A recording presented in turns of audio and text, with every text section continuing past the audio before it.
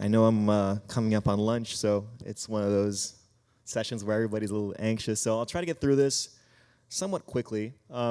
This is supposed to be much more geared towards music creators. I think there's a lot going on right now when it comes to getting your music out. So this was meant to be much more of a tutorial framework to think about this from a much more structured and business perspective. So I'll hop into it. I'm going to give a quick intro on who I am, what my company does. Then I want to talk to you about the funnel approach to music marketing.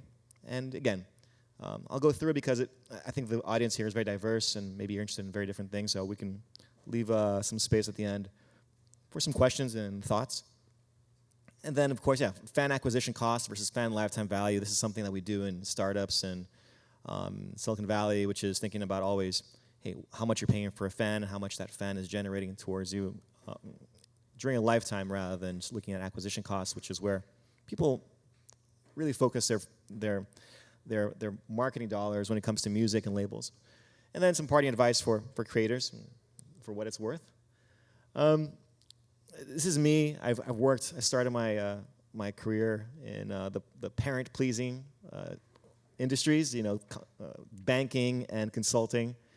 And I had a very structured view of the world until a friend of mine invited me to join a record label that he was founding in London. And again, it was a huge reality kind of shock because music is incredibly unstructured and creative and completely outside the bounds of everything that I'd done.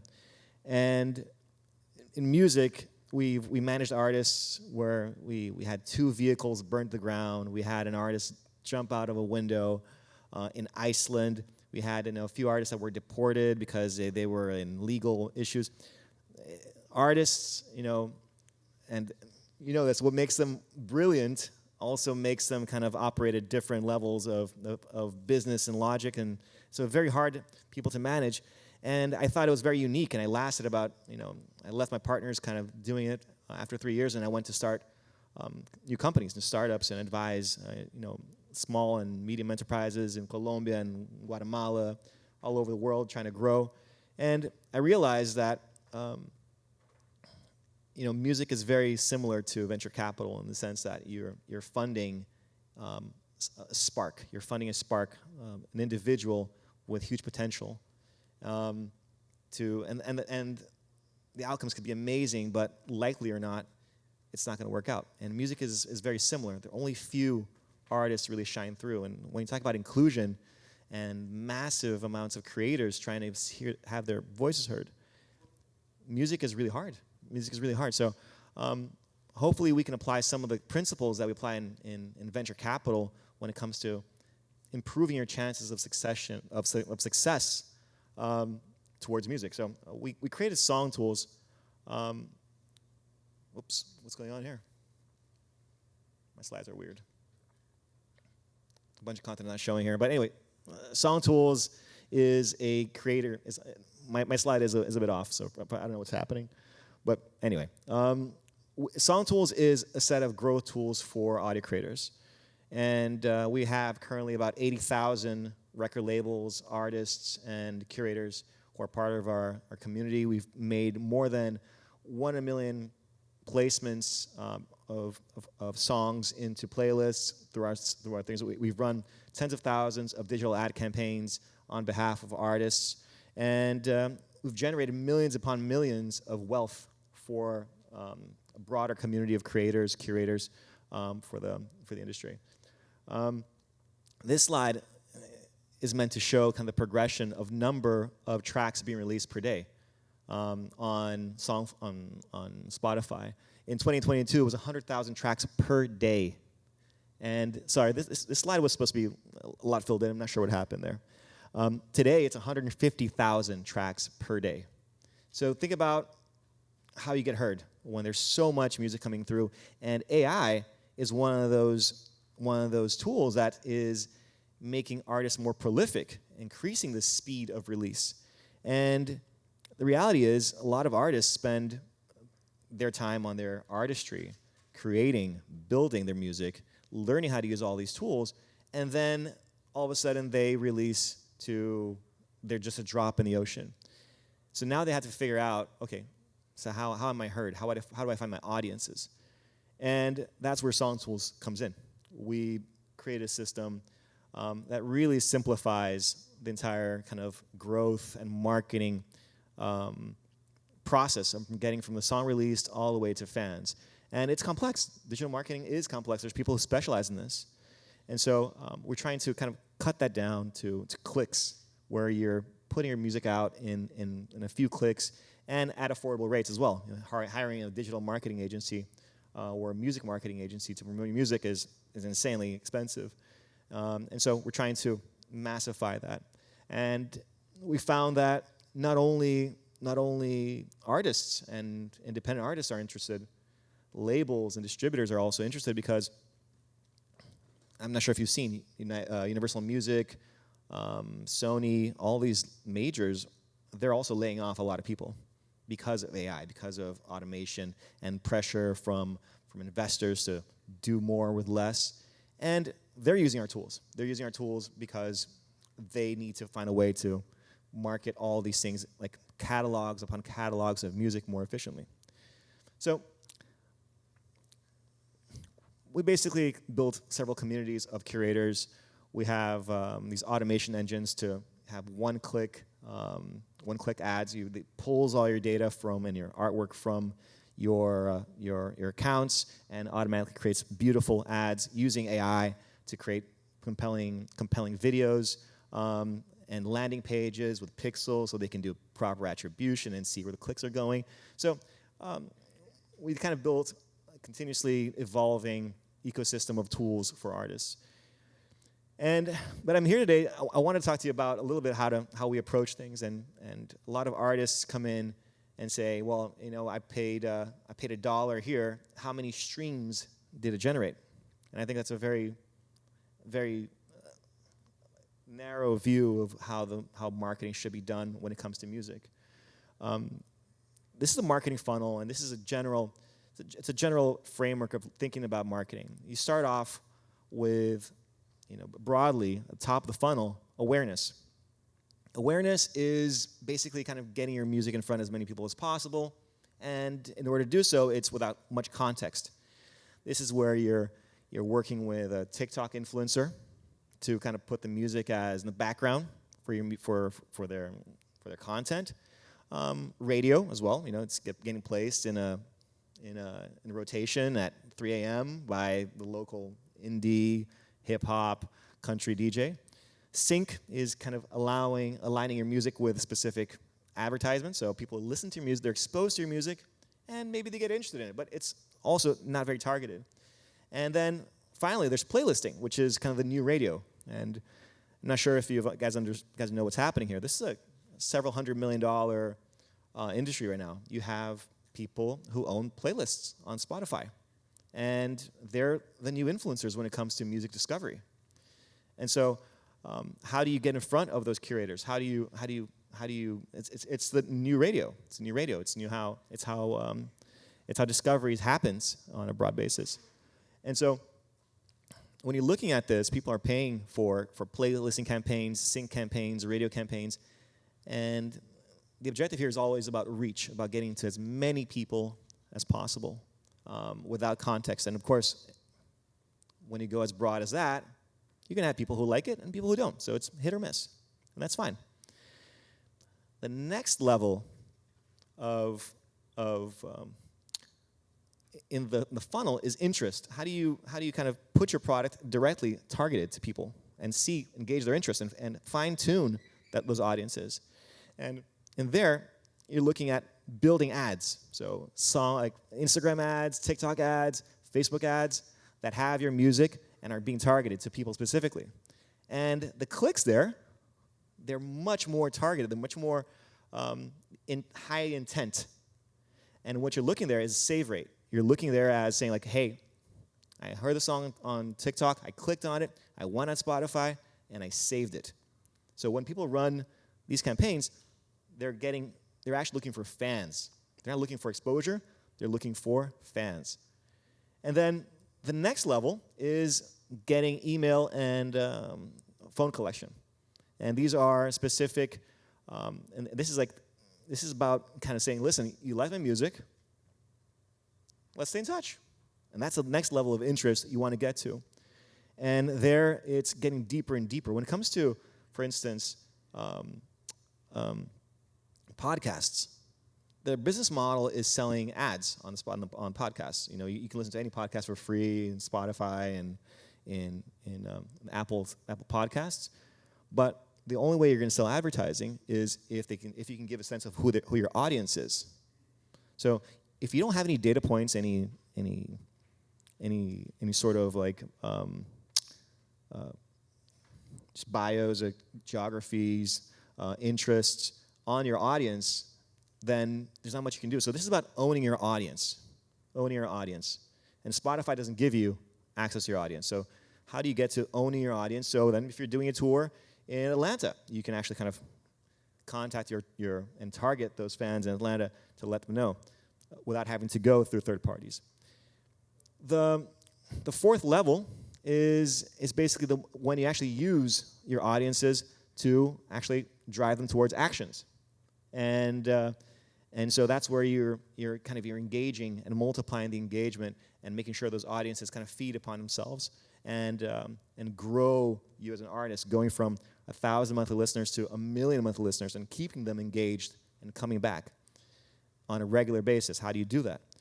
And finally is driving towards what actually matters, which is the money. It's being able to sell tickets. It's about being able to sell merch, experiences, and so I think it's all about trying to drive towards here.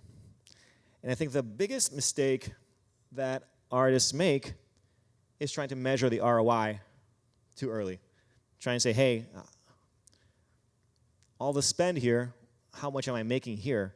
How many streams am I generating out of this marketing dollar that I'm coming? And reality is, when it comes to streams, you know, you're getting streams hasn't been developed as a sustainable business model for artists to make a living off of. Very, very few artists actually make a living off of the royalties they make off streaming. It becomes much more a way to get awareness, to drive towards here. But the artists who aren't able to convert streaming into intent and purchase, they just become hobby artists and they don't make a living off of this. So,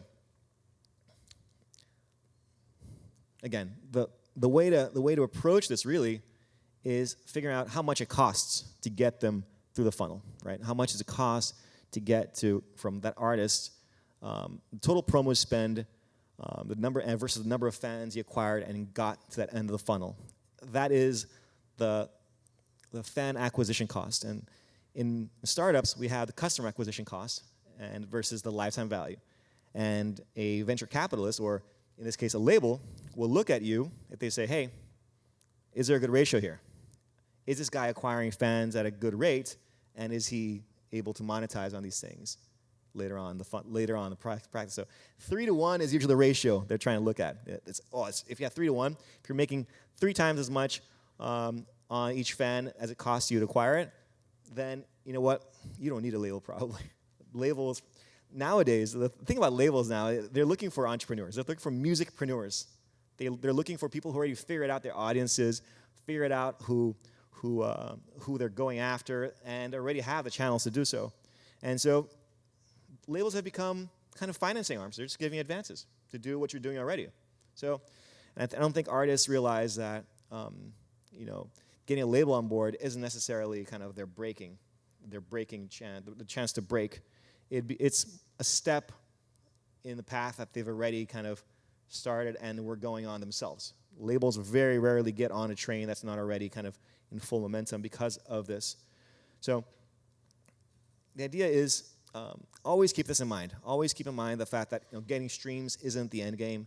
It's about getting those emails and being able to monetize those artists along the way, and learning, understanding this is not a one-time game. Especially independent artists are coming out. they need to be running experiments all the time.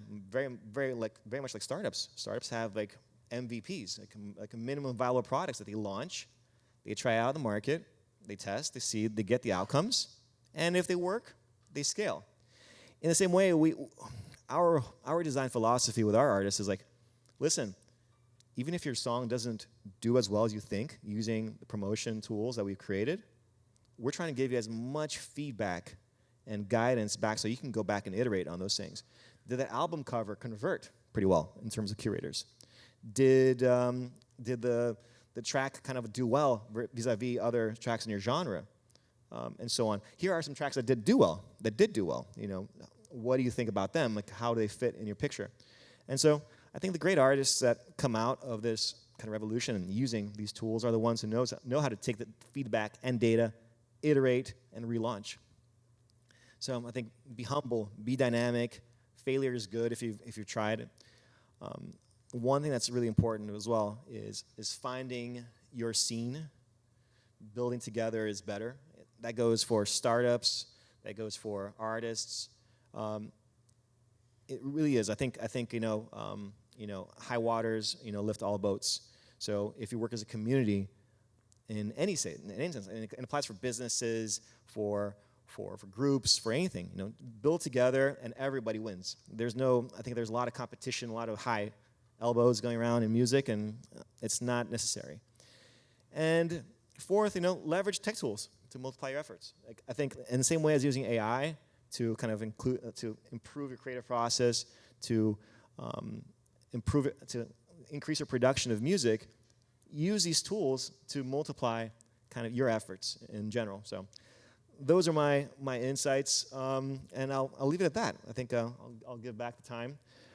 Our mission is to enable every creator to promote their content and grow their audience in a way that's accessible, that is affordable, and that is scalable. Yeah. So that's me. And again, that's my email as well. If anybody wants to have a chat about music, about startups, and how to get your efforts off the ground, happy to connect. That's it. Any questions? Sure. Your end game is tickets and merch. For the artist, yes. That's it. It is. That's. So it's not streaming. It's not vinyl. That's if I want to be a professionally successful artist, I need to sell merch or tickets. Vinyl is merch. Okay. Vinyl is merch, because when you're able to pre-sell like a $20 item to an artist to kind of own your music and consume your music at their leisure, then that's already kind of that's a monetization. That's a real monetization.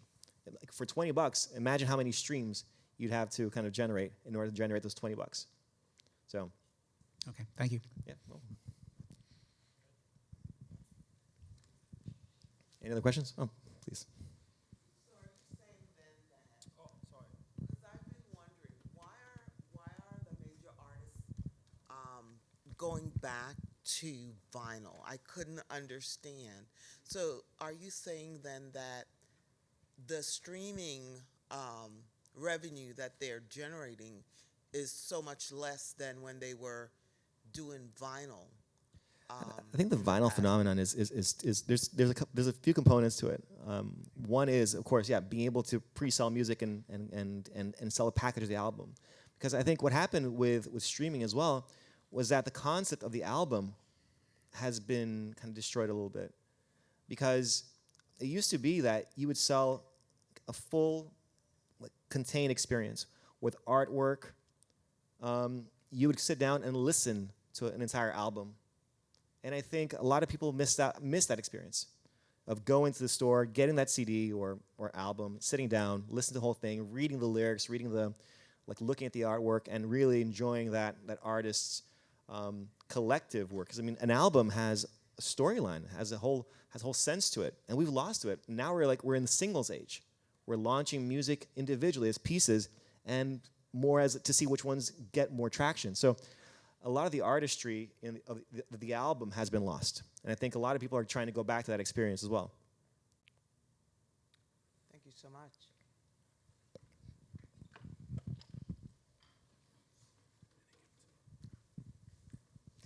Thank you, Andre. Question about how you see those key metrics you're monitoring changing as the rate of content production is increasing so much. I mean, you said, Spotify went from 100,000 to 150,000 tracks.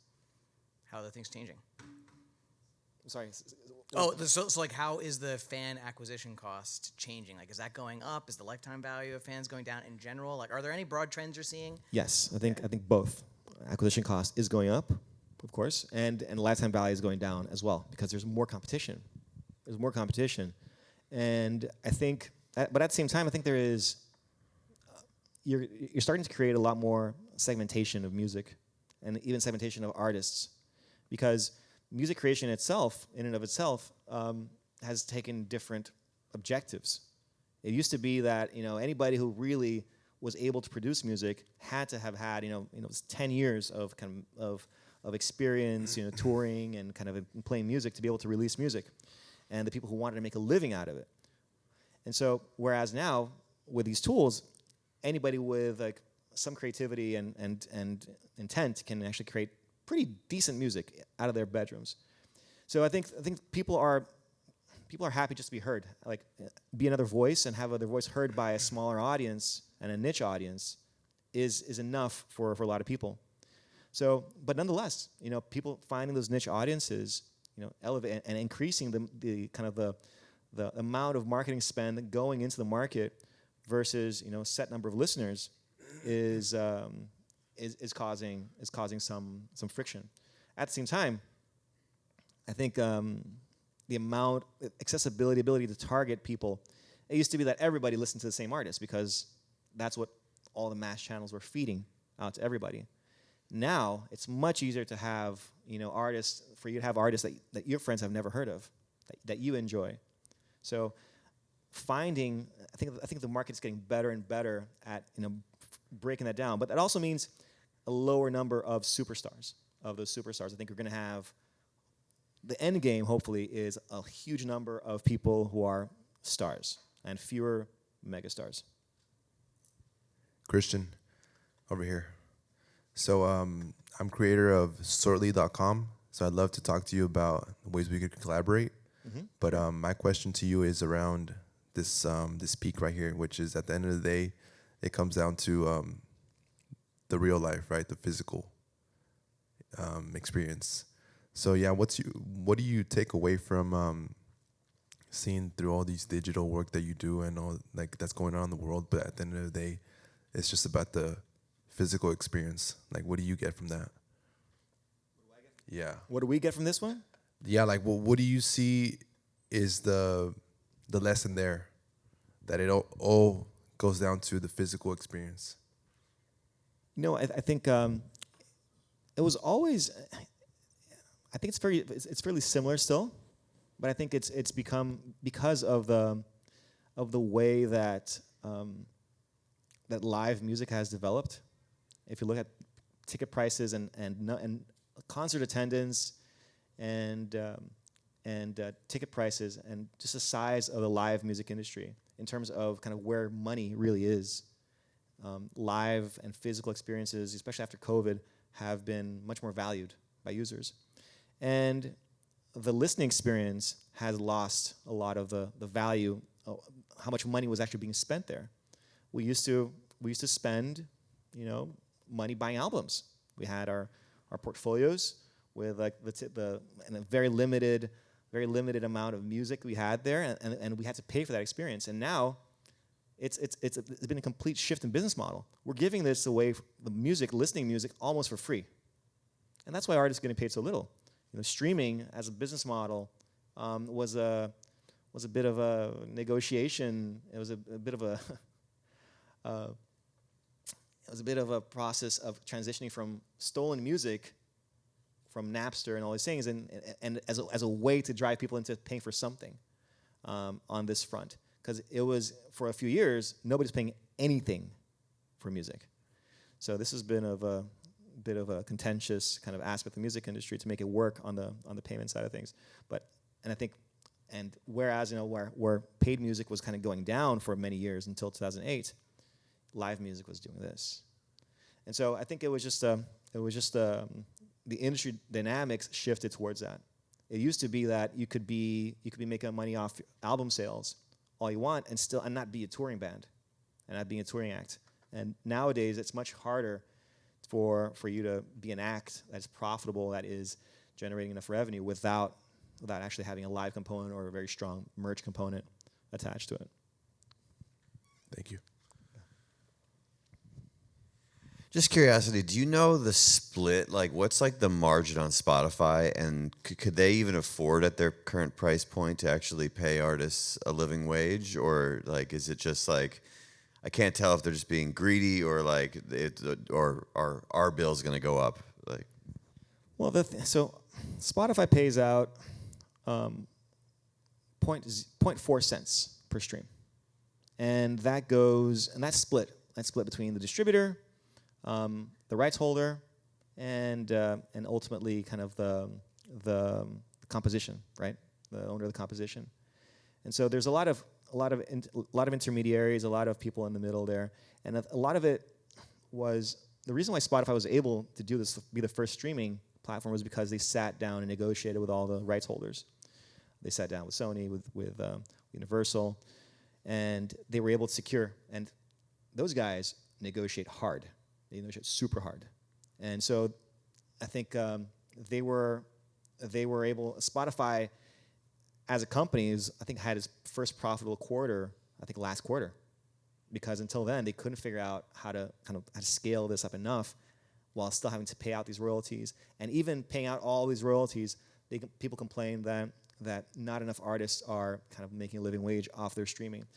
And Spotify, for one, actually has one of their KPIs is number of artists that are able to make $10,000 a year or more using kind of on streaming. And $10,000 is far from being a living wage, but that's kind of the threshold they set as reasonable amount of money to make off your albums. And I think they managed to kind of increase that number every year, but it's still such a small sliver of all artists that, and again, we've managed artists that are,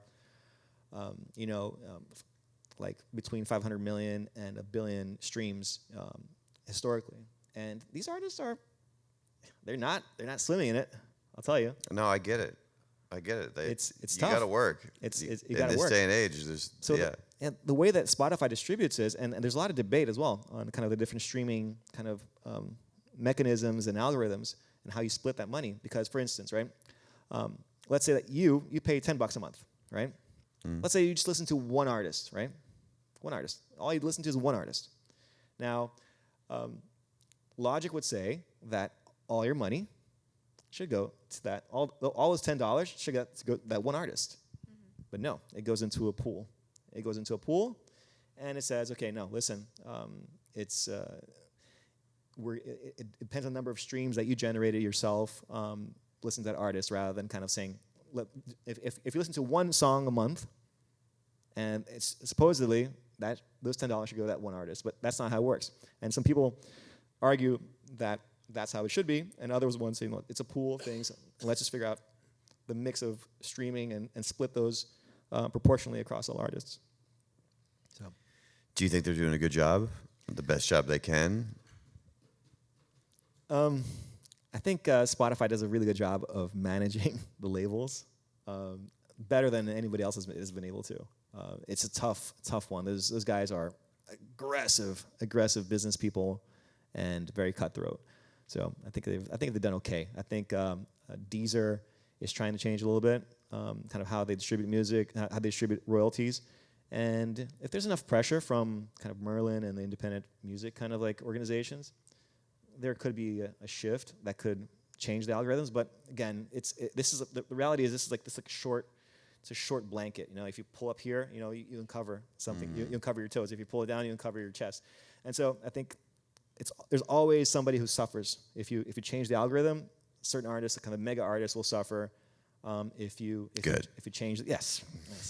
Labels don't like that. So it really is a dynamic game. Hello. Sorry. I'm sorry. Oh, go ahead, Jenny. Go ahead. Okay. My name is Jennifer. I'm a DJ. My DJ name is Dijen. Don't forget that people. So I don't know if I missed that, but I am curious to understand a little bit more. How is your business model? And I'm producing music, and if I want to work with you, for example, I wanna how will be our how does that work? So we have several tools. We have a playlisting tool where basically we charge $5 a day to get exposed to all the curators, and the curators basically get like a Netflix style reel of music that fits their listening style, and we use all the algorithmic features of the track to figure out kind of where they fit most in terms of playlisters and in terms of curators. That's one product. So and we split kind of the revenues with the community. So we distribute whatever artists pay into the community of curators. We also have another product which is ads, and basically it's here. So we have a playlisting product here to get massive exposure. We have an ads product here where basically you put in your song ID or you select your song. We automatically pull all the artwork from repertoire and say, listen, we generate a nice creative using AI, and we launch it automatically on Facebook, Instagram, and TikTok, and optimized for conversions. Measure that, build a landing page, and so we automate the entire process for launching an ad. So you don't have to figure out how ads managers work. You don't have to figure out how to do a creative that converts. You don't have to figure out how to do a landing page and get a pixel in there. So something that is easy. It's one-click marketing for artists. It really simplifies the process. So what would be the ideal budget to launch music? So it depends on your objective, right? It depends how big you are. If you're starting with a few hundred listeners, $100 goes far and kind of in trying to, because all these streaming platforms, they're built out with algorithms to figure out momentum. Because remember, they're also trying to figure out what to do with these 150,000 tracks. Okay, which one should we be feeding to people? Because again, if Spotify starts feeding you garbage using their AI, guess what? You might think, maybe Spotify isn't giving me the music I want, and you might consider going to Apple Music. So they also have to be very careful how they do the recommendations. So the way that you're able to kind of get onto their playlists, their algorithmic playlists, is by triggering those algorithms. And how do you do that? By creating momentum, by showing real traction, and even at a small scale. If your track is being added to several playlists that are relevant to your music, generating streams, you are running ads to a track, so people are clicking on it, have super high intent, they liked what they heard, and so they're likely to like your thing. So save rate on the track, so how many people are listening versus how many people are saving the music is really important to trigger the algorithm as well. So, and as that goes, and budget-wise, I would say do exactly the same thing as startups do. Start small, and if it works, you increase the budget. If it's not working, go back to the drawing board, try a different track, and start again. So I think, of course, if you have an artist that has 10 million monthly listeners, and you run like a $100 campaign, it's not going to move. It's not going to move the needle really. So it's all about size and expectations. Thank you. Sorry. So I guess two questions following on that. The song tools have a genre in which you specialize.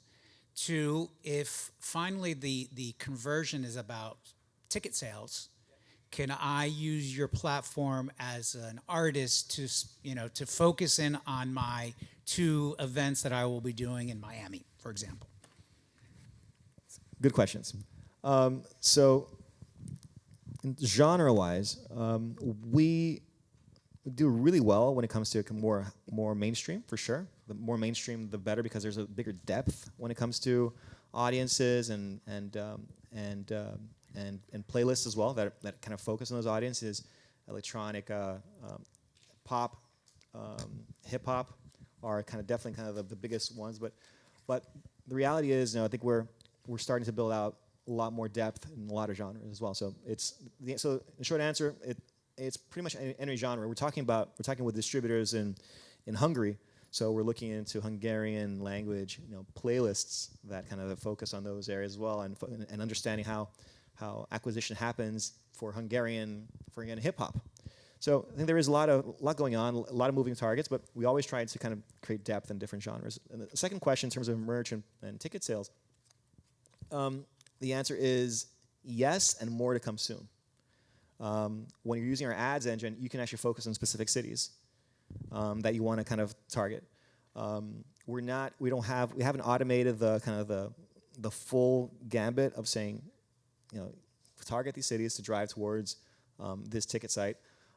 But we can mechanical Turk it a little bit in the back end, because we've had some clients have asked us to do that. But we have a product in the pipeline, which is it's called Ticketfly, which is basically that, which is like focusing on tour dates, on specific geographic areas, and also trying to build out mailing lists in each one of those geographies as well, because that's how you really kind of get traction when you go there. Music promotion and live music is a huge rat's nest. Super complex, super full of sketchy individuals who overpromise and underdeliver. They put the onus on the artist to fill seats when you're paying them to kind of fill seats. So it's an area where we're very familiar with, and that we're trying to really clean up. Sorry. Good afternoon. Thank you so much, Andre, for all your information. So I have a couple questions. First, Song Tools is based on a subscription model. That's the first one. Yes, we work more on a daily basis, like very much like Facebook Ads Manager. So we run promotions on a daily basis. So there's no monthly subscription, but some people just kind of leave it on auto renew for eternity. We have certain accounts that have been with us and kind of constantly on for the last 2 years, just running every day. Yeah. Interesting. And we have a company called Sync Musica. I'm the CEO of Sync Musica. We are a startup, and currently we were approached by Techstar, hopefully for this fall season.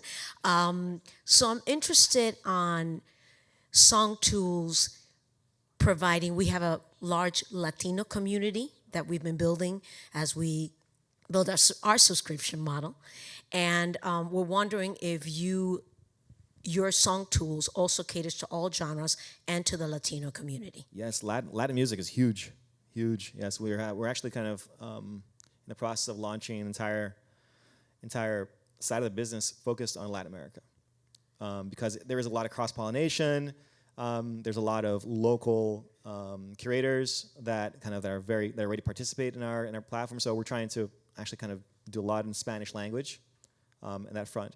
And what's the name of the startup? Sync Musica. I'm Jessica with Sync Musica. And then you're basically doing syncs for Latin music? We're doing synchronization for all genres, but we specialize in Latinx and international. Got it. I've been in the industry for about 25 years, so I have a large relationship within the community and the infrastructure with the major labels as well as with the indie artists.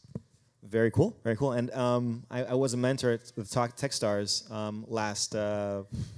in the fall quarter. So if you want to talk about that as well, happy to. Absolutely, give and some guidance there. collaborating, sending our artists over to Song Tools sounds like it might be a good synergy. Absolutely, and vice versa.